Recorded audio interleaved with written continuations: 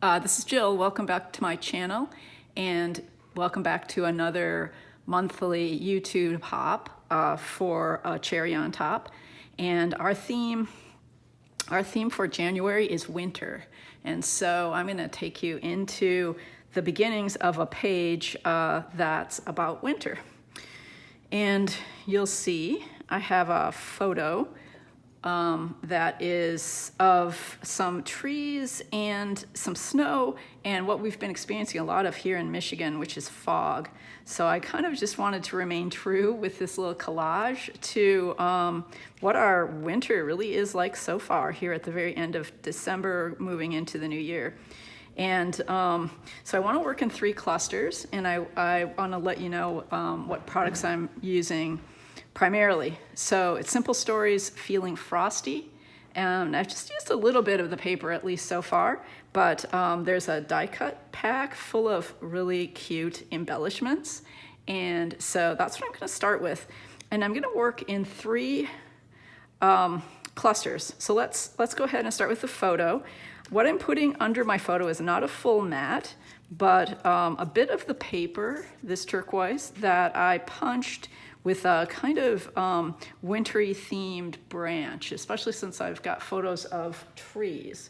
So let me show you the punch. I'm not sure, it's super old, so I'm not sure it's still available, but you could use any kind of edge punch for this.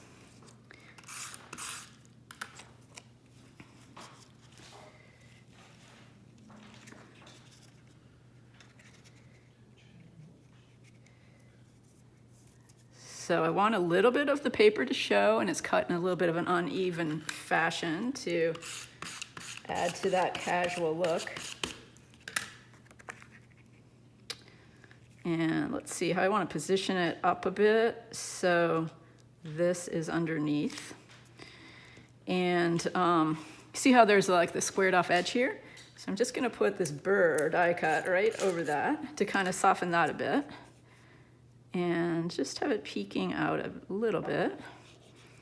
And there's snow primarily in this photo. So I'm gonna put one of the snowflake die cuts just in the corner there. And then I know I'm gonna be journaling down here, so this kind of awkward space will be filled with writing. But there's one other die cut that I thought would be good there. Kind of working, as you're probably noticing, with the colors of the collection, primarily this black and turquoise and pink, and I'm going to do some stamping in a minute that'll draw out that color scheme. Down in this corner, there's this cute little motif throughout, which is like a tree trunk with hearts. So I'm going to make that go off the page just a bit. And here's the adorable snowman that's in the collection. So he's already got a little, I already put a little bit of tape runner on that piece, and this one, another tree. I'm thinking in each of the 3 clusters to use one of the tree die cuts. I've got some littler pieces that I'll have in each one. Sometimes when I do this kind of plan, I go more often like from large elements to small and work all the way around the page. Because I've already done some of the thinking, I know what some of these smaller pieces will be. So I'm gonna go ahead and just work cluster to cluster. There's some really pretty little flowers that work with the wintry colors, even though not a lot of flowers out there right now. Yeah, I can just play around with the small embellishments till you get sort of the idea of a cluster. I'm going to trim off the edge of this. It's also fun sometimes to work off the edge. And keep in mind too that these can always be moved around as you go. From my stash, I had a little bit of veneer that seemed wintry, so I thought that would bring in this brown that's also in the photos and in the collection.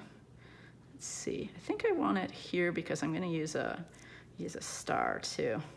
I did put a little white paint, just a touch of white paint on some of the veneer to look snowy. Oh, I didn't really talk about the background paper. The background paper is a 54 in Market background, nice thick paper, and I love this white, lacy, off-white vintage design. It feels really wintry to me. And I thought about working over here, but this is like my favorite part with the lace. And so I'm gonna leave that open. That'll be the white space in the design. Though I will do, as I said, I'm planning to do a little stamping too. Let's go and finish the clustering of elements around the photo. So put a little star up there. Another little snowflake. And that can be angled, I think, a little bit.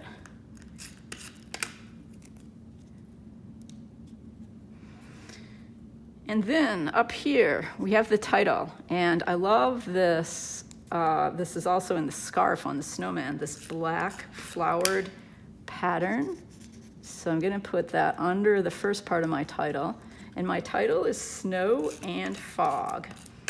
And so there is, fortunately, a die cut that says snow. And I cut a plus to kind of indicate the ampersand or the and. Didn't want to cut an ampersand. I thought it'd be simpler just to do a hand cut plus from the paper. So I'm using a little bit more of the pattern paper, the turquoise, and then this pretty stripe that includes all of the colors. And I'm going to put this right underneath snow to be part of the title. And I got a Dymo for Christmas. And so I went ahead and made a label that says fog to be part of the title.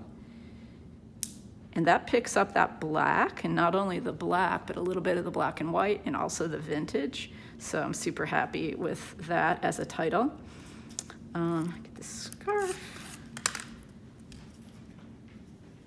Let's see, I had this so that it just sort of makes the cluster, kind of rolls around it.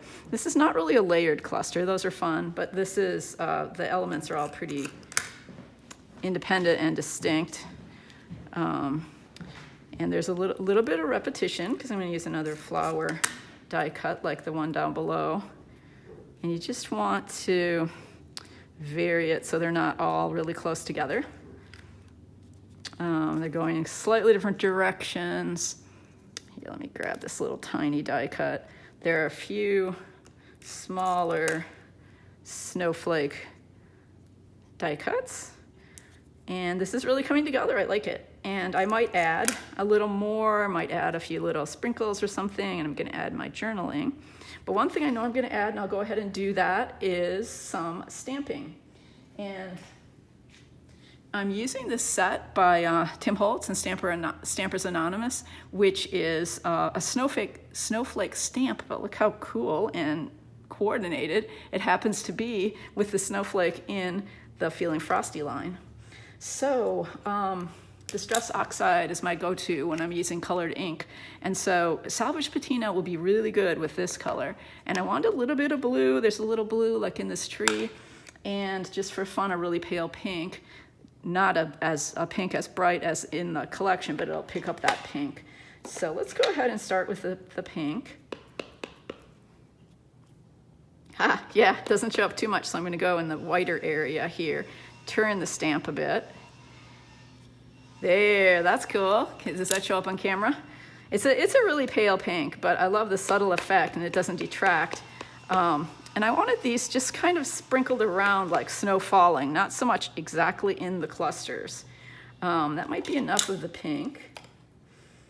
We'll use this little one. Yeah, let's use this little one for the Salvage Patina.